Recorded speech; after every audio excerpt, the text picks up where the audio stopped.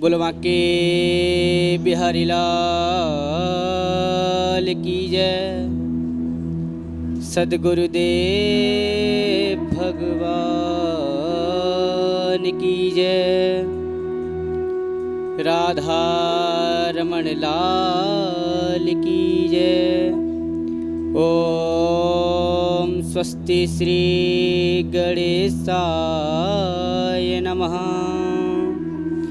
स्वस्ति श्री गुरु चरण कमलेभ्यो नमः। स्वस्ति श्री कुल देवताभ्यो नमः। लंबोदरं परमसुंदरमेकदन्तं रक्तांबरं त्रिनयनं परमं पवित्रम् उद्यद्दिवाकरकरोज्ज्वलिकायकान्तं विघ्नेश्वरं सकलविघ्नहरं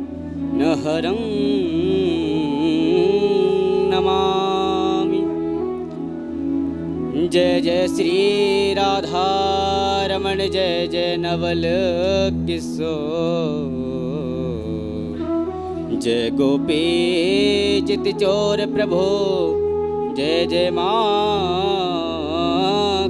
चोर। राधे मेरी माँ तू है, पिता मेरो घनश्याम। इन दोनों के चरणों में मेरा बारंबार प्रणाम। हरे राम राम राम हरे हरे, हरे कृष्ण कृष्ण कृष्ण हरे हरे। परम परात्पर अखिलेश्वर अकारण करुणा वरुणालय भक्ति वांछा कल्पतरु पीताम्बरधारी श्री मोर मुकुटधारी बांके बिहारी लाल जी के चरणों में इस दास का कोटि कोटि बारंबार प्रणाम। जहाँ जहाँ तक दूर दूर तक इस दास की आवाज़ इस ध्वनि यंत्र द्वारा पहुँच रही है, वहाँ के जीवों के हृदय में विराजमान मेरे दामोदर सरकार के चरणों में इस दास का बारंबार प्रणाम। आइए बंधु कथा में प्रवेश करते हैं कि द्वापरे समनु प्राप्ते तृतीय युग पर्यये जातः पराशराद्योगी वासव्याम कल्याहरे। बंधुओं, एक दिन की बात है कि वेदव्यास जी सरस्वती नदी के किनारे बड़ी चिंतित अवस्था में बैठे हुए थे। तभी महाराज नारद जी का वहां पर आगमन हुआ। नारायण नारायण नारायण। अब वेदव्यास जी के बगल में वह बैठ गए। अब वेदव्यास जी ने उनको प्रणाम किया। नारद जी बोले कि हे वेदव्यास जी, हे स्वामी, क्यों चिंता में बैठे हो? तब महाराज वेदव्यास जी कहने लगे कि प्रभु अब क्या बताएं आपको। नारद जी कहने लगे कि बताओ, अगर हम पे कुछ होगा तो हम आपको अवश्य ला कर देंगे या आपकी प्रॉब्लम सॉल्व करेंगे। अब महाराज वो कहने लगे कि हमने 4 वेद 6 शास्त्र और 17 पुराण की रचना कर दी, लेकिन फिर भी हमारे मन में अशांति है, न कि शांति। कोई आदमी थोड़ा सा कार्य कर देता है तो उसको शांति मिल जाती है, लेकिन मैंने महाभारत ग्रंथ जैसे 1 लाख उसे मंत्र हैं उसकी रचना कर दी, फिर भी मेरा मन अशांत है। अब महाराज नारद जी कहने लगे कि क्या तुमने कभी गोविंद की कथा का उल्लेखन किया या कभी उनकी लीलाओं का वर्णन किया, इसलिए आपके मन में अशांति है। अब वेदव्यास जी कहने लगे कि हे नारद जी, आप अपना बताइए कि आपके मन को इतनी शांति क्यों है? नारद जी कहने लगे कि स्वामी, हमें देखते नहीं हो, जब कभी चलते हैं हम तो नारायण नारायण करके चलते हैं। अब हम आपके पास आए हैं तो नारायण नारायण करके आए हैं, इसलिए मेरे मन में बहुत शांति है। अब मैं आपको एक अपना पूर्व चरित्र बताता हूँ। नारद जी कहने लगे, जरा ध्यान से सुनिए बंधुओं। नारद जी कहने लगे कि मेरी माँ जो है ना, वो एक दासी है। मैं एक दासी का पुत्र हूँ। माँ मेरी कोई ऐसी वैसी दासी नहीं है, बल्कि वो तो संतों पुरुषों के चरणों की सेवा करती है, और मैं एक उनका पुत्र हूँ। एक दिन की बात है बंधुओं कि कुछ संत उस गांव में चतुर्मास करने के लिए आए। नारद जी वेद व्यास जी से कह रहे हैं कि कुछ संत चतुर्मास करने के लिए हमारे गांव आए। अब वो मैया उनकी भी सेवा करने लगी। अब बंधुओं, जब वो नारद जी गाय चराने गए, तब गाय चला के शाम को वापस आए तो मैया से कहने लगे, मैया तुम थकती नहीं हो? पूरे दिन संतों की सेवा करती रहती हो, कभी आराम भी कर लिया करो। तब वेद व्यास जी माँ ने मुझे फटकार लगा दी और मुझे खरी खोटी सुनाने लगी। मैं चुप होकर के गाय को चराने के लिए चला गया। जब शाम को वापस आया तो मुझे बहुत जोर से भूख लगने लगी, प्यास लगने लगी, ना कोई पानी ना कोई खाना।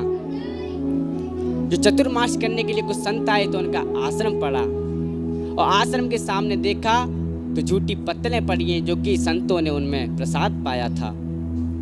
आज महाराज अब वो एक एक गिलास बना करके खाने लगे तो उनके सारे पाप नष्ट हो गए और संतों के प्रति भाव जागृत हो गया। अब महाराज नारद जी कहने लगे कि वेद व्यास जी, मेरे अंदर इतना भाव आ गया संतों के प्रति कि कुछ पूछो ही मत। अब बंधुओं, ये दृश्य संत देख रहे थे। जब मैं ग्रास खा रहा था, जब संत देख रहे थे, संतों ने कहा कि हे पुत्र, एक और ग्रास बनाकर खाओ। एक और ग्रास बनाकर खाई तो उससे तो मेरा जीवन ही बदल गया। अब बंधु, जब संत जाने लगे तो वो रोने लगे। संत कहने लगे कि तुम चिंता मत करो, परमात्मा की तुम्हें प्राप्ति अवश्य होगी। मैं एक मंत्र देता हूं कि नमो भगवते तुभ्यं वासुदेवाय धीमहि प्रद्युम्नाय निरुद्धाय नमः संकर्षणाय च। अब महाराज पूरे दिन उसी मंत्र का जाप करते रहते हैं नारद जी। नारद जी की माँ को पता चला कि मेरा पुत्र भक्त बन जाएगा, शादी भी नहीं करेगा, तो मुझे रोटी कौन देगा। माँ को ये चिंता होने लगी। अब महाराज नारद जी तो ऐसे कि भजन पहले भोजन पीछे किया करते थे। सुबह का भोजन शाम को और शाम को भोजन सुबह। अब महाराज एक दिन की बात है कि उनकी माँ गौशाला गई गाय को चारा डालने के लिए बड़े प्यार से। तो वहां पे एक सर्प बैठा था। अचानक से उनकी माँ का पैर उस सर्प पे पड़ा तो सर्प ने उसको डस लिया और उनकी मृत्यु हो गई। तब महाराज नारद जी को पता चला कि मेरी माँ की मृत्यु हो गई है, चल के तो देखें जरा। अब महाराज गए तो देखा कि माँ की मृत्यु हो गई। अब महाराज एक आंख से ठंडा आंसू और एक आंख से गर्म आंसू निकल रहा था। अब ठंडा आंसू क्यों निकलता बंधुओं? क्योंकि जब कोई खुशी होती है, खुशी इसलिए थी क्योंकि माँ की मृत्यु हो गई और मुझे भजन करने से, संकीर्तन करने से, भक्ति पूजा पाठ करने से कोई रोकने वाला नहीं है। और गर्म आंसू इसलिए कि मेरी माँ की मृत्यु हो गई। अब बंधुओं, अब एक आकाशवाणी हुई कि नारद जी, तुम्हारी तपस्या से अत्यंत प्रसन्न हूँ, लेकिन मैं इस जन्म में नहीं अगले जन्म में दर्शन दूंगा। अब हमारे वो दुखी होने लगे। एक तो माँ का दुख और इधर आकाशवाणी का दुख हो गया। तो हमारे बिहारी जी से कहते हैं कि बिहारी जी, हमने आपसे पर्दा नहीं करा, आप हमसे पर्दा कर रहे हो। आपके लिए तो हमने दुनिया से पर्दा कर लिया। तभी महाराज यहाँ पर एक छोटा सा भाव आता है कि वृंदावन के ओ बांके बिहारी, हमसे पर्दा करो ना मुरारी। वृंदावन के ओ बांके बिहारी, हमसे पर्दा करो ना मुरारी।